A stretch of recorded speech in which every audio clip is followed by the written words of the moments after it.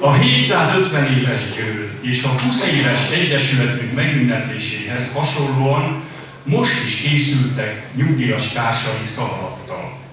Elsőként Petőfi egyik legemlékezetesebb, legkedveltebb versét fogjuk hallani, a hazaszeretet, illetve a szűkebb hazaszeretet igazán magas izzású összegzését. A vers címe Szülőföldemen. A Szülőföldemen 1848 és június 6 és 8 között született Kiskófélegyházán. A választási körút alatt, melyet a költő azért tett, mert szerette volna képviselővé választani magát, szülőföldjén, a Kiskúságban.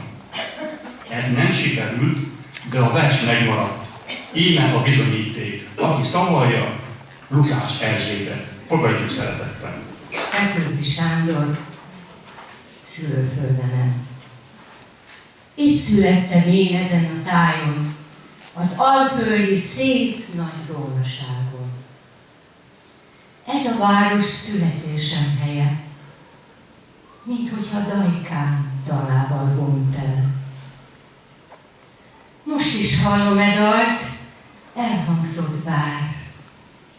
Cserebogár, sárga cserebogár. Úgy mentem el innen, mint kisgyermek, és mint meglett ember, úgy jöttem meg. Hely, azóta 20 esztendő teltett, megrakodva búval és örömmel. 20 esztendő, az idő, hogy lejár. Cserebogár, sárga cserebogár. Hol vagytok ti régi játszótársak? Közületek csak egyet is lássak. Foglaljatok helyet itt mellettem. Hadd felejtsem el, hogy férfi lettem, hogy vállamon 25 év van már. Cserebogár, sárga cserebogár.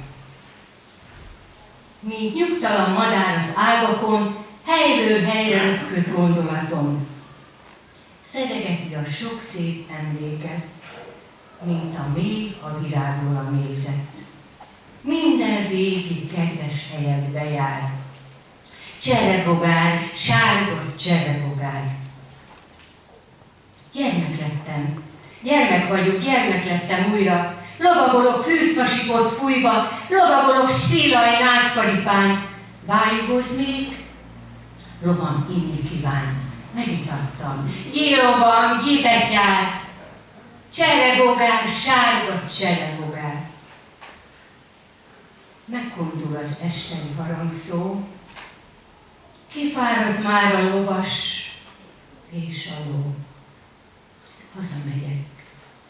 Ölébe vesz Dajkám, az altató nóta hangzik ajkán. Hallgatom, félálomban vagyok már. Cserebogár, sárga